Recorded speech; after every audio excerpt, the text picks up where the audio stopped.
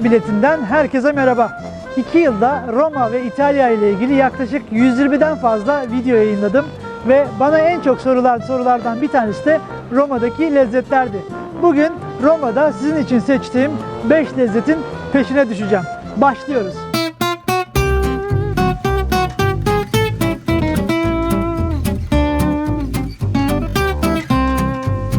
Roma'da keşfedeceğimiz ilk lezzet supli ve supliyi en güzel Trastevere mahallesinde bu arkamda görmüş olduğunuz küçük dükkanda yiyebilirsiniz. Klasik olan çeşidini de 1,5 euroya satın alabilirsiniz. Suplinin içinde domatesli pilav, mozzarella ve dana eti var. Şimdi bu anlattığım size klasik supli. Ancak bunun yanında başka supli çeşitleri de var. Örneğin et yemiyorsanız sebzeli versiyonlarını da alabilirsiniz. Şimdi supliyi sizin için biraz sıcak ikiye ayıracağım ve içini göstereceğim. Bakın mozzarella peynirini görüyorsunuz. Domatesli pilav demiştim. Dumanı üzerinde. Şöyle de bir esprisi var. Bu şöyle uzayınca telefon kablosuna benzetiyorlar bunu. Supli al telefonu diye bir terim de bulmuş Romalılar. Pirinçler çok doyurucu. Elbette ki kalori bakımından çok zengin, çok sağlıklı bir şey olduğunu söyleyemeyeceğim. Ama tabii süper lezzetli. 1,5 euroya da böyle bir lezzet öğlen atıştırmaları için muazzam. Şimdi şöyle şunu yiyeceğim.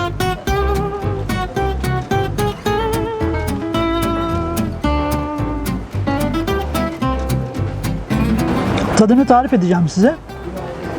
Şimdi biraz tuzlu bir şey. Yanına bir şey içmek gerekiyor aslında.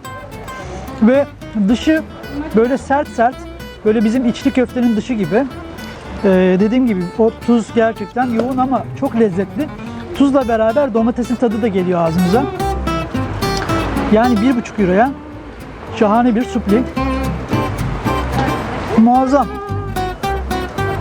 Roma'da gezerken özellikle buraları keşfederken böyle restorana oturup bir öğlen yemeğinde 1 saat kaybedeceğinize gelin buraya. Buradan şahane bir supli alın kendinize. Ayaküstü atıştırmalık bir tane yiyin ve oradan devam edin. Şiddetle tavsiye ediyorum.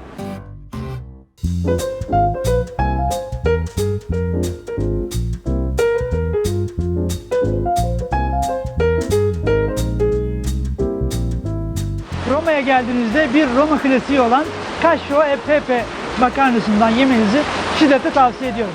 Çünkü Cacio e Pepe makarnasında üzerinde orijinal pecorino peyniri var. Pecorino peyniri Roma'da gerçekten dünyada en lezzetli bulabileceğiniz yer. Bunun makarnası da pasta alla chitarra'da kullanılan makarna tipinden, tonnarelli makarnası. İçinde aynı zamanda karabiber de var. Zaten Cacio peynirin türünü ifade ediyor. Pepe de karabiberi ifade ediyor. Böyle birazcık tuzlu, birazcık baharatlı makarnayı da bu şekilde yemeyi sevenler varsa tercih edebilirler. Bugün de gördüğünüz gibi arkamda çok şiddetli bir yağmur var. Ancak Roma sokaklarına bu yağmur gerçekten çok yakışıyor. Cacio e Pepe'nin yanında da ben beyaz şarap tercih ettim ki burada çeyrek litre şarapla beraber de makarnanın yanında tercih edebilirsiniz. Roma'ya geldiğiniz zaman ikinci lezzet olarak Cacio e Pepe'yi şiddetle öneriyorum.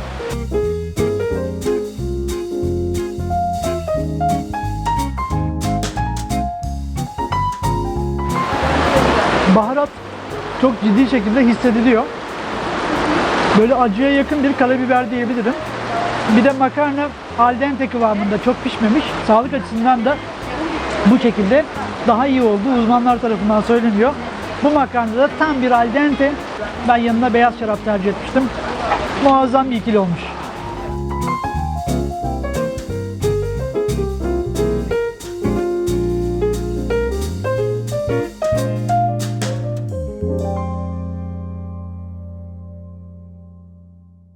Bu arada yol üzerinde bir işportacıya rastladım.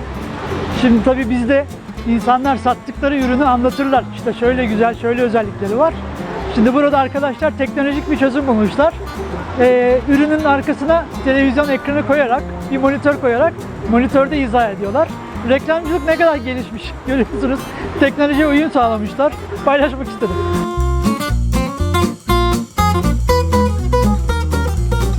Roma'nın şehir merkezine çok yakın bir noktada olan Trastevere'ye çok yakın Yahudi mahallesine gelip buradaki gettoyu da ziyaret edebilirsiniz.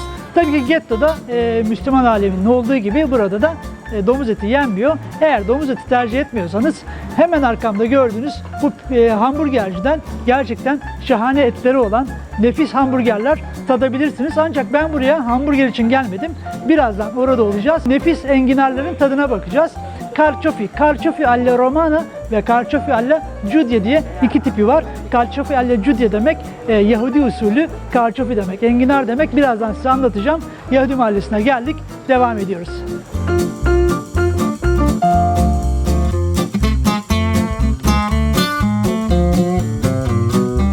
Roma'da iki çeşit enginar bulunuyor.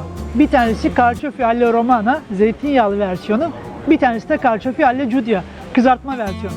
Elbette ki bu mahallede kızartma versiyonu yapılıyor. Çünkü Carciofi alla Giudia Yahudi usulü anlamına geliyor. Bu enginarlar Civitavecchia ve Ladispoli arasında yetişen Cimiroli enginarlarından yapılıyor. Bu enginarların özelliği hem yuvarlak oluşu, hem yumuşak, hem de dikensiz oluşu. Tabi bu özelliğiyle bütünüyle beraber yenebiliyor.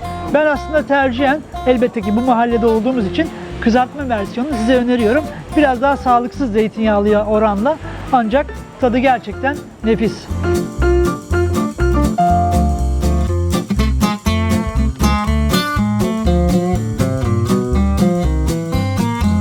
Şimdi alla Romana'nın tadına bakıyorum. Burada kullanılan zeytinyağı elbette ki bu bölgede yetişen zeytinyağlarından. O anlamda çok özel.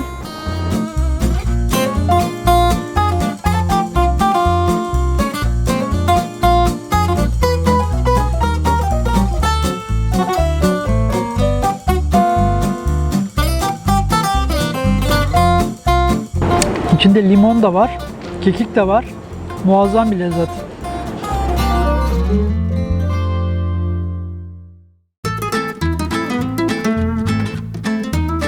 Şimdi keşfedeceğimiz lezzet Roma'da olmazsa olmazlardan bir tanesi tiramisu.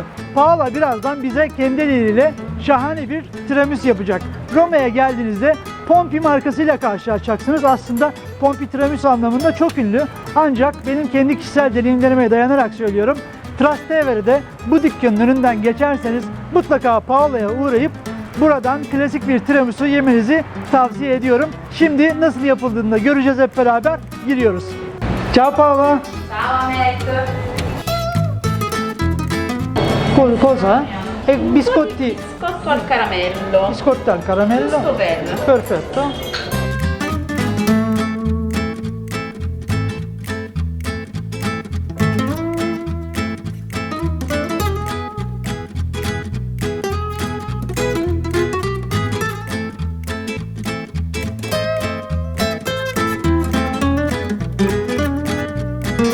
Ci vediamo presto. Ci vediamo presto.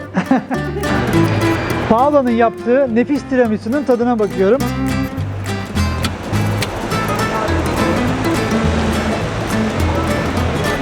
Gerçekten muazzam. Harika. Krema yormuyor. Böyle ağır gibi gözüküyor. Altta krema, üstte krema ama yerken çok hafif ve çok lezzetli olduğunu buraya geldiğinizde anlayacaksınız. Şimdi bir sonraki lezzete doğru uçuyoruz.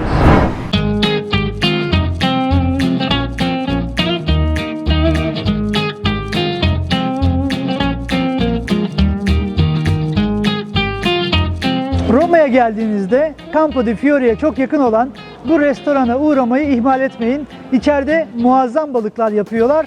Tam 100 yıllık bir restoran. Şimdi içeriye girip lezzetleri keşfetmeye başlıyoruz.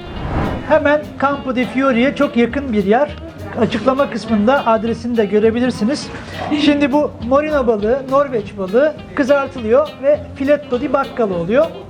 İngiltere'ye göç eden İtalyanlar bu mantığı İngiltere'ye götürmüşler ve İngiltere'de fish and chips mantığı doğmuş. Tabi İngiltere'de o balık kullanılmıyor. Yani morina balığı kullanmıyorlar ancak o mantık buradan doğmuş. Şimdi ben bunu yiyeceğim ve tadını size tarif etmeye çalışacağım.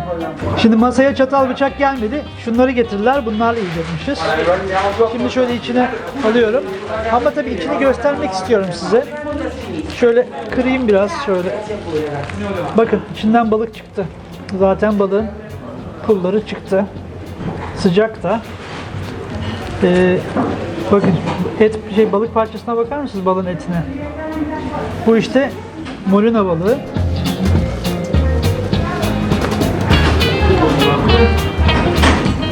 Muazzam. Şimdi diyeceksin ki Ahmet, sen de her gittiğin şeye, her yediğin şeye muazzam diyorsun. Elbette ben de seçerken ona göre seçtim. Tabii ki burayı ilk defa deniyorum ama gerçekten tadı harika. Sonuçta 100 yıllık bir yer ve her zaman önünde kuyruk görüyordum.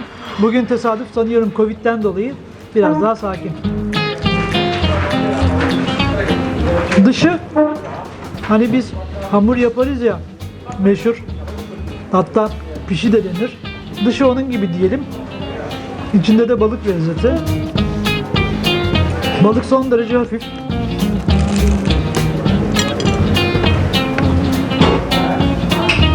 Çıtır çıtır.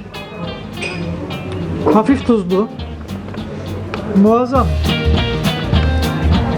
Eminim çok iyi tarif edemiyorum. Ancak Roma'ya tatile geldiğinizde, gezmeye geldiğinizde Campo di Fiori'ye çok yakın olan burayı mutlaka deneyin. Bayılacaksınız. Filetto di baccala. Muazzam.